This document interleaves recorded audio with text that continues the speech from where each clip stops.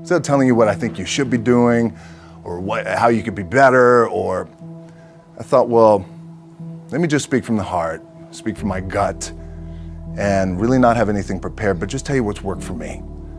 And maybe some of the stuff that's worked for me might work for you now, currently, presently, as you guys have your goals and ambitions, but then further on down the line, as you guys continue to live your life.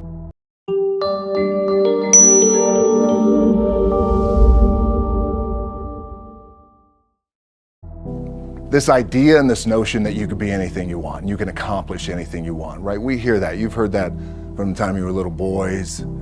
You hear that now. You're already incredibly accomplished. You guys know that. The thing that has worked for me is to remember the hard times. So, and I'm sure you guys all have your processes. And again, I'm going to tell you what's worked for me. So before a big movie comes out, before, back in the days when I was wrestling with WWE, a WrestleMania match, anything big that would happen, I would always take a moment and I'd just remind myself, all right, I was evicted when I was 14. We were kicked off the island. We couldn't live in Hawaii. Had no place to live. A lot of shit happened then when I moved to Nashville. I was arrested multiple times by the time I was 16 years old. I would remember that, and it allows me then to be present in the moment and understand, holy, the stuff I have around me right now, this is the shit that I dreamed of when I was a kid. I am here. And I played for University of Miami, played for great teams. Warren Sapp, Ray Lewis, they were my teammates. They were balling. Warren Sapp was playing tight end that time.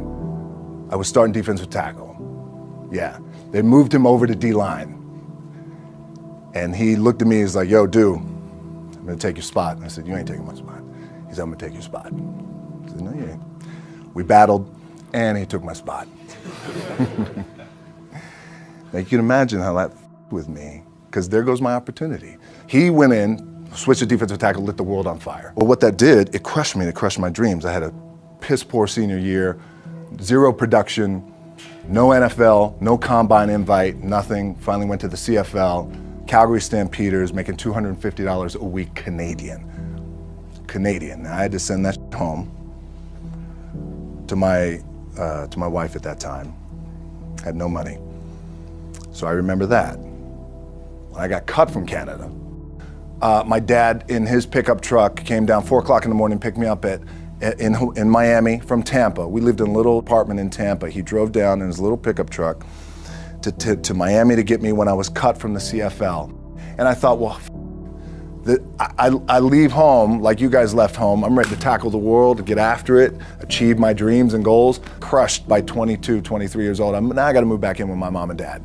I played on great teams though. Wait a second, this is not supposed to be my future. I'm supposed to be in the NFL right now. I'm supposed to be making a lot of coin and buying my parents, buying me, taking care of my wife, but it never happened. So I pulled out my wallet, I thought, well, let me see how much money I have. I opened it up, I had a 5, a 1, and change. Well, at least I rounded up to $7. But I thought, God, ain't this a bitch? I got $7 in my pocket. Where the f do I go now?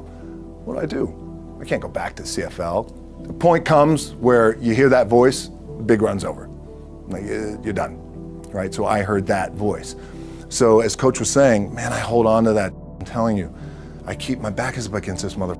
We laugh, we joke, we have a good time, but my back is still up against this mother. I do not forget it. What this also helps me do, and again, it works for me, is at some point, you gotta be tired of not being number one. You have to be, and you gotta play angry, and I play angry. Now, I'm cool and calm with my approach, and when I step out on my field, which is a set, or, you know, like, there's some, and you're always gonna have haters, and haters are like, well, God damn, man, how many movies are you gonna make, or how much shit are you gonna do? Like, you do a lot of shit. I say, yes, it's my ambition. Of course, why not? I could do it. Yeah, I love what I do. And not only that, but in what world do we not work every day?